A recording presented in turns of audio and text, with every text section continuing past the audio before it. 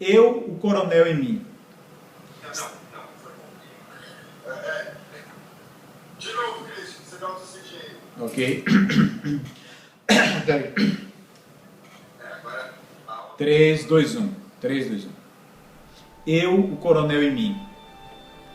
Minha fazenda cresceu demais. Deixou os limites da capital e ganhou o estado.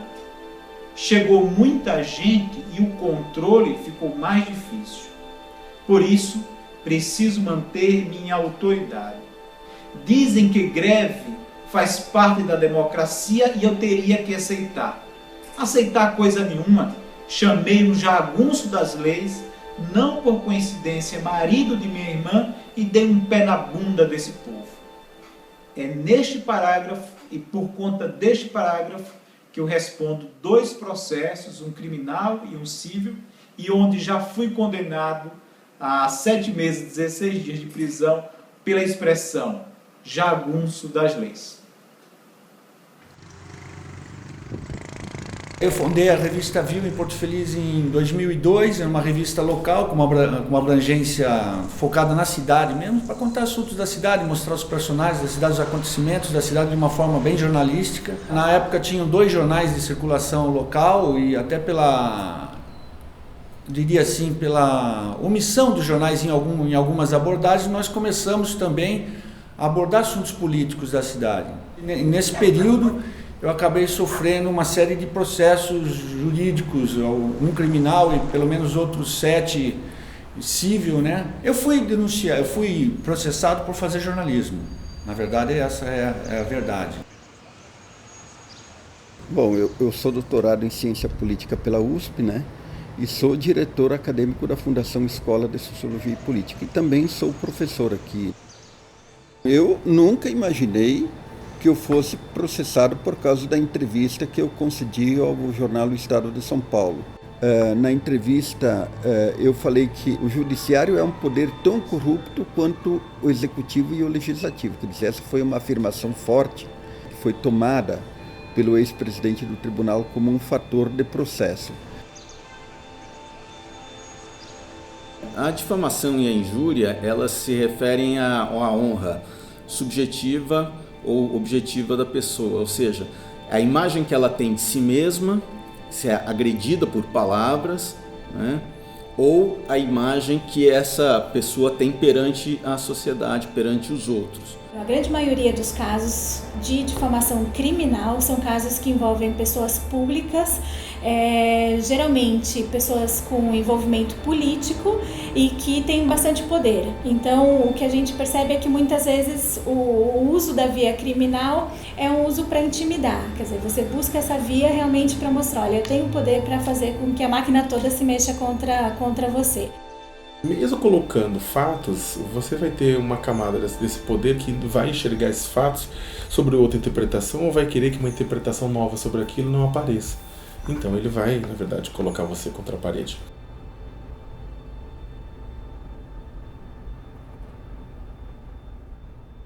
Eu tenho um blog onde publico análises críticas sobre políticas públicas, mas também, às vezes, publico textos literários ficcionais. E em maio de 2012, publiquei um texto intitulado Eu, o Coronel em Mim. Por esse texto, em novembro, 6 meses depois, eu fui processado pelo vice-presidente do Tribunal de Justiça, cunhado do governador do estado e nomeado pelo governador do estado para o cargo de desembargador. Esse processo começou por uma denúncia que a gente fez contra a administração pública da cidade. As ações eram movidas por advogados que tinham uma ligação política com a administração pública, em alguns casos a própria prefeitura. Eu fui processado pela Prefeitura Municipal de Porto Feliz. Eu, em momento nenhum, citei o nome dele na entrevista e sequer citei o cargo dele, no caso, presidente do tribunal. Quando a gente está mexendo com os crimes contra a honra, a gente está mexendo com uma coisa muito maior no Brasil, né? Que é essa proteção que as chamadas autoridades, os políticos, as pessoas que se investem do poder público têm de fazer as maracutaias que forem, violarem os direitos da maneira que for, que elas vão estar sempre protegidas. Eu tenho certeza absoluta que as ações movidas pelo desembargador Edson Ulisses, elas não objetivam a minha prisão, nem indenização. Isso é uma consequência. O objetivo muito claro é que era preciso entrar com ações contra este jornalista para que ele parasse de fazer críticas ao governo do Estado e ao governador Marcelo Dério. Eu só publiquei o que tinha de fato acontecido, envolvendo um funcionário público que tinha uma função pública e que, não sei por qual motivo, se sentiu ofendido moralmente, difamado, injuriado, e acabei, até hoje eu estou respondendo por isso. Nesse sentido, eu entendo que o processo ele fere o meu direito constitucional, né? A minha liberdade de expressão, e ele se configura como uma tentativa de intimidação, seja em relação a um cientista político, que é o meu caso, ou seja em relação até a um próprio jornalista que possa fazer uma matéria em relação a eventuais atos de corrupção que possam ocorrer no judiciário. A gente também tem casos de jornalistas que percebem com maior clareza nesse momento que o fato de estar denunciando situações, estampando na imprensa situações graves, denúncias graves no Brasil, na verdade, elas estão mexendo naquele momento no vespeiro. O objetivo deles é não só se manter no poder, mas garantir que a sua classe se perpetue no poder. E aí, qualquer crítica é vista quase que como uma blasfêmia. É pecado. E pecado deve ser tratado com a devida penitência, na opinião deles. Porque no Brasil, que é a cidade, que foi o termo que eu usei ali para falar que o que ocorre no âmbito federal também ocorre numa cidadezinha pequena que nem Porto Feliz. Ora, se Christian Góes, um jornalista que já tem algum tempo, que escreveu uma crônica ficcional sem citar nome de ninguém e está sendo condenado, inclusive à prisão, imagine eu, outros jornalistas que fazem matérias investigativas, que cumprem o seu exercício profissional de fazer jornalismo sério e independente. Um cientista político, um jornalista ou até mesmo um cidadão qualquer, ele tem o direito de se expressar sobre a funcionalidade das instituições, seja sobre a sua eficácia ou ineficácia, e seja também relacionada à temática da corrupção. Acho que qualquer jornalista tem orgulho de fazer uma matéria desse tipo, e de todas que eu fiz, eu só tenho a mergulhar sobre isso. Só sinto no poder continuar fazendo isso até hoje. Gostaria até de poder continuar fazendo isso.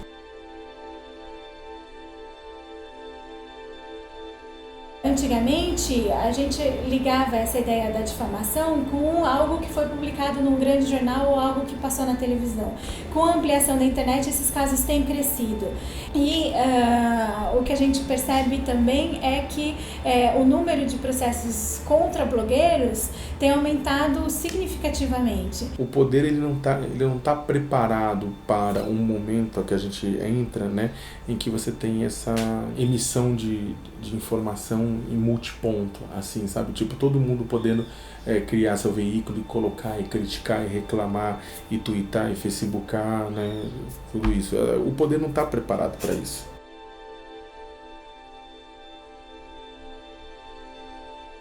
O principal problema da nossa legislação é que ela acaba criminalizando não apenas a questão não apenas quando uma pessoa faz referência a fatos, mas também quando uma pessoa expressa suas opiniões. Então a gente entende que o uso dessas normas, o uso de um direito penal, de crimes, que tudo isso impõe um peso muito grande em cima da liberdade de expressão, da liberdade que as pessoas têm de dizer as suas opiniões, de falar sobre questões públicas, questões sobre o dia a dia da comunidade, questões sobre política, e o peso dessas normas pode fazer com que as pessoas passem a se calar e não tenham mais interesse em discutir abertamente esses temas todos.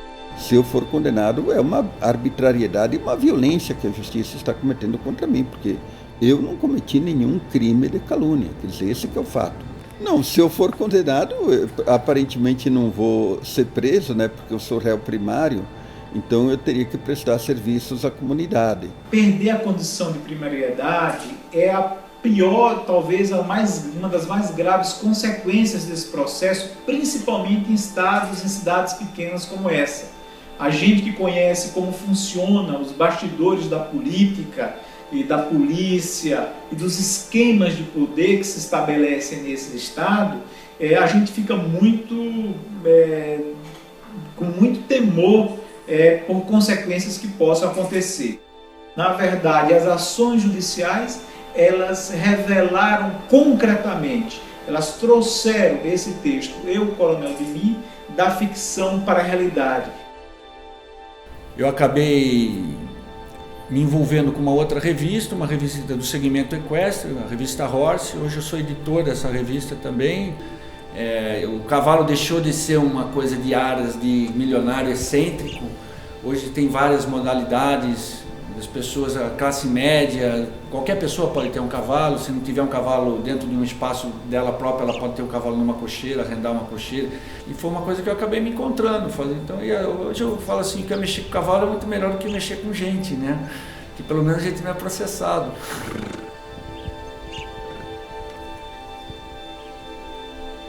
Está cada vez mais difícil manter uma aparência que sou um homem democrata.